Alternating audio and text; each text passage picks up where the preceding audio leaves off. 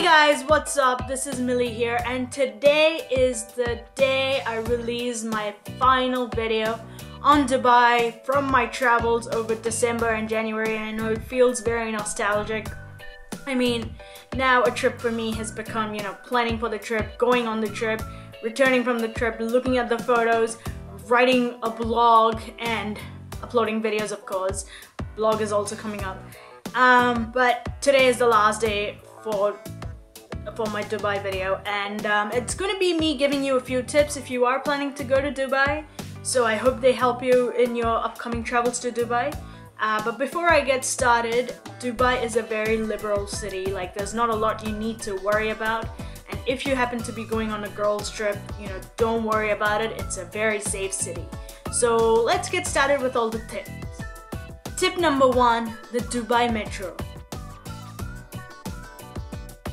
Now there's a few things you need to, take note of if you are relying on the Dubai Metro as your primary mode of transport when you are traveling to Dubai. The reason I say this is because there's two lines on the Dubai Metro, the red line and the green line. So if the metro is going to be your primary mode of transport, you really want to stay at a hotel where the metro station, the closest metro station, is on the red line. The red line is the longer line with majority of the sightseeing attractions on this line. Even if you manage to have a look at a hotel that is where the closest metro station is on the red line, I would highly recommend having a look at where all or majority of the sightseeing attractions are and finding a hotel even closer so that your time on the metro can be further shortened. In short, what I'm saying is, if you are relying on the Dubai Metro being your primary mode of transport, do as much research as possible, just for your convenience. Now with the metro, you can either buy a single trip ticket, which will get you from point A to point B, or you can buy a day pass, which is only useful if you are planning on getting on the metro a number of times. In our case, when we were going to Atlantis, we had to get on the metro from our station, which was closest to the hotel, then go to the station where it overlaps with the red line, get on that metro, then go down to Atlantis, and then same thing on the way back. So for us, it made sense to use the day pass on that day. However, it might be different for you. On the Dubai Metro, there is one carriage called the Gold Class carriage or the VIP carriage. The ticket for this carriage, as the name suggests, is relatively high, and this is the only carriage where the ticket checker gets in to ensure that everyone on this carriage has a valid ticket. Just to give you a little anecdote, we had accidentally got onto this particular carriage because when we got to the station, this metro was about to leave and we could not afford to miss this particular train. We needed to be on this train. So we just got onto the first carriage, which was the first carriage. And I think at the next stop, the ticket checker gets on and he was not the happiest person. He comes up to us and he asks us if we're tourists, and then he says, next time we catch you on the first class with this ticket, we will fine you. You need to be on the other carriages because this is gold class. And he was very rude about it. I mean, hello, ticket checker. It's not like I know everything about your city. It's the first time I'm on the metro. So yes, please be polite. Anywho, moving on. The Dubai Metro gets packed at all hours. There's no such thing as off-peak hours for them.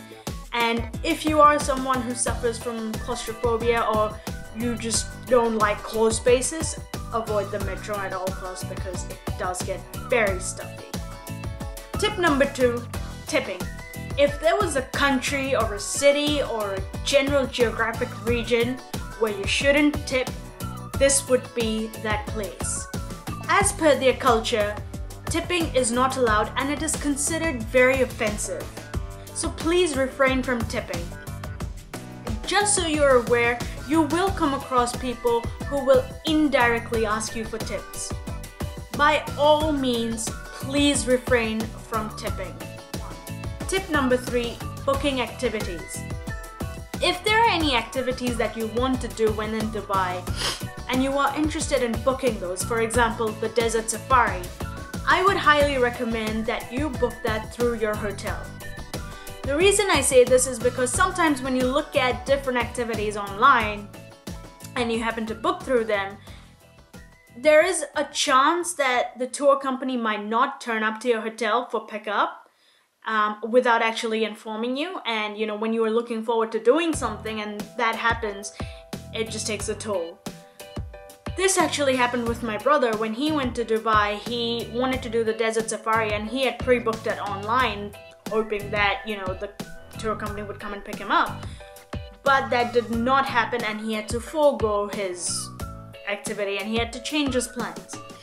So the reason I tell you to book through a hotel is because if this is the situation that happens with you, you can get them to complain or just sort it out for you, as they would know whom to get in touch with. However, if you've booked online and the tour company has not turned up to pick you up, please report it to the Dubai travel authorities, as they do take this very seriously. It was my brother who advised us to book through the hotel for the desert safari, and we did that and we're really glad we did because we ended up having a really good time. If you haven't checked out the desert safari, it's on my channel.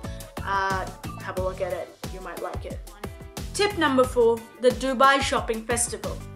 If you are planning to travel to Dubai but are unsure of when would be the best time to go, I would recommend that you try and center it around the Dubai Shopping Festival. This is an annual event which is heavily promoted to its tourist market. This year it took place from the 1st of January to the 1st of February.